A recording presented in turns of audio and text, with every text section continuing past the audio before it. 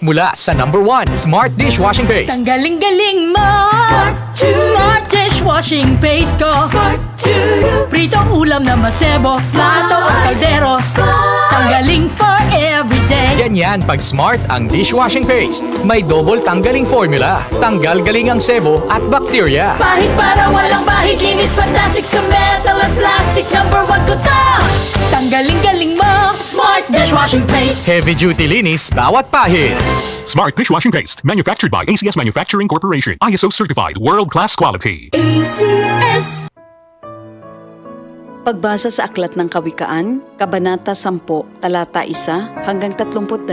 Ang mga kawikaan ni Solomon. Ang matalinong anak ay ligaya ng magulang, ngunit tinik sa dibdib ang anak na mangmang. Ang yamang buhat sa masama ay di papakinabangan, ngunit ang katuwiran ay maglalayo sa kamatayan. Ang matuwid ay binibigyan ni Yahweh ng kasiyahan, ngunit ang masamay kanyang ginugutom naman. Ang kamay na tamad ay tiyak na magdarahop, ngunit magbubunto ng yaman. Ang kamay na masinop. Ang nag-iimba kong tagaraw ay nagpapakilala ng katalinuhan, ngunit ang natutulog kong anihan ay nag-iipon ng kahihiyan. Ang matuwid ay mag-aani ng pagpapalat kabutihan, ngunit ang bibig ng masama ay nagtatakip ng karahasan. Ang alaala ng matuwid mananatili kailanman, ngunit pangalan ng masamay tiyak na mapaparam. Magandang payo ay tinatanggap ng pusong may pangunawa, ngunit kapahamakan ang wakas ng mangmang na masalita. Ang namumuhay ng tapat ay pinaghaharian ng kapayapaan, ngunit ang may likong landas ay malalantad balang araw. Ang malilikot na mata ay lagi sa kaguluhan, at ang bibig na maluwang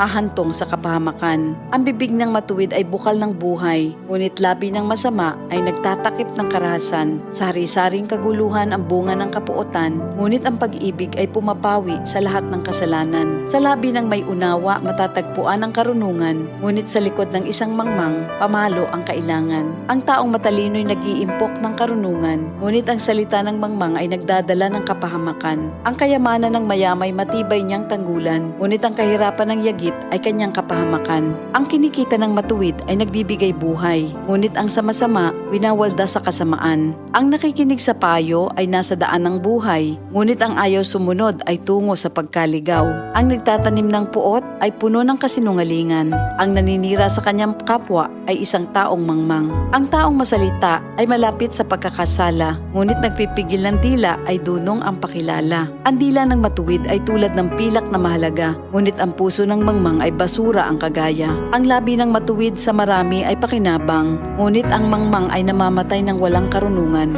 Ang pagpapala ni Yahweh ay kayamanan na walang kasamang kabalisahan. Ang paggawa ng kasalanan ay kasiyahan ng masama, ngunit ang mabuting asal, kasiyahan ng may unawa. Ang kinatatakutan ng masama ay magaganap sa kanya, ngunit ang hangarin ng matuwid ay matatamo niya. Tinatangay ng hangin ang taong masama, ngunit ang matuwid ay gusaling di magiba. Kung paanong ang usok ay nakakaluha, ang suka ay nakakangilo, gayon ang tamad na alipin sa kanilang mga amo. Ang paggalang at pagsunod kay Yahweh ay nagpapahaba ng buhay, ngunit ang mga araw ng masama ay hindi magtatagal. Ang pag-asa ng matuwid ay may magandang kahinatnan, ngunit ang pag-asa ng masama ang dulot ay kabiguan. Si Yahweh ay kanlungan ng mga taong matuwid, ngunit kaaway sila ng taong masama ang hilig. Ang matuwid ay mananatili sa kanyang dako, ngunit ang masama kung saan-saan matutungo. Ang salita ng matuwid ay nagpapakilala ng karunungan, ngunit ang dilang sinungaling ay puputuli naman. Ang salita ng matuwid ay palaging angkop, ngunit ang salita ng masama ay puro paninira. Ito ang salita ng Diyos. DCXL News, ang himpilan ng RMN.